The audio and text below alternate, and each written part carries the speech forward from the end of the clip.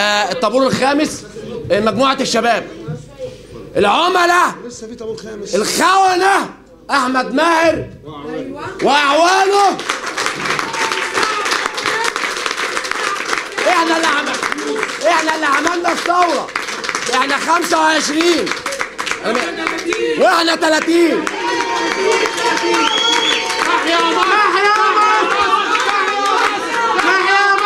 في حاجة أخيرة يا جماعة، في حاجة أخيرة، واحنا اللي ما قبضناش. احنا اللي ما قبضناش، واللي انتوا شايفينه ده كله بمجهودي. يا جماعه دقيقه واحده لو سمحت، رساله للطابور الخامس لو سمحت، اللي هم عايزين يكسروا في مصر. يا احمد يا دومه، يا احمد جمال، في شباب في مصر واحنا اللي هندافع عن مصر. احنا اللي عملنا، واحنا اول ما قلنا طابور الخامس جابت اراده شعب مصر واحمد دومه، ويشهد عليها الجميع. احمد دومه اللي طلع على قناه الحياه. انا يا جماعه مش عايز حد يسقف، عايز ناس تسمع بس. انا بوجه رساله. احمد دومه اللي طلع مع معتز الدمرداش وقال ان جابت اراده شعب مصر شباب متسوله. احنا اللي موجودين، واحنا اللي بنتكلم، واحنا اللي بنقول احنا 25 نزلنا ضد نظام فاشل مستبد، ونزلنا يوم 30 ضد نظام غير مدرك للحياه السياسيه متمثله في رئيس ارهابي ما وقفش يا جماعته.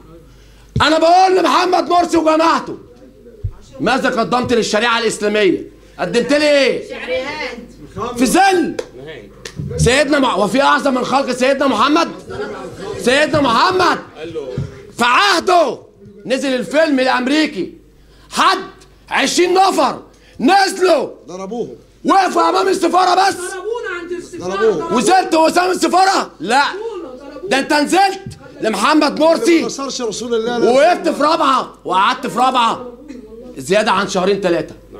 محمد مرسي والله اعظم خلق الله. اعظم خلق الله. محمد مرسي والله اعظم خلق الله. بقول له ماذا قدمت للشريعه الاسلاميه؟ احنا نزلنا ما قبضناش، ولا احمد دومه ولا اعوامه ولا هنقبض.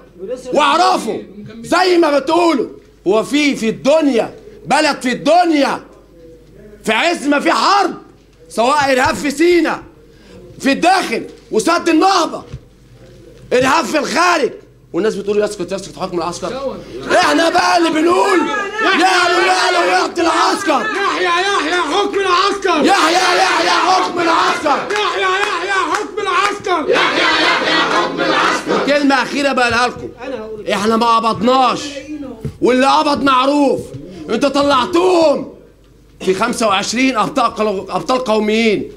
طلعتوا أحمد دومة وإسراء وداليا زيادة وأحمد ماهر وأسماء محفوظ ومصطفى النجار. مصطفى النجار كان نازل معايا على قايمتي، ارفعيها كده الجميله دي، كان نازل معايا في حزب العدل. ولما حزب العدل انشق ودخل مع حزب الدستور عشان محمد البرادعي، انا قلت لمحمد البرادعي خاين. قلت له يا بوب انت خاين يا بوب، بدل ما كنت نزلت وبتقول لا فضل رابعه ازاي ونضربهم. طب ما وقفتش ليه العراق؟ ما انت دخلت امريكا العراق وقلت ان مفيش نووي في العراق.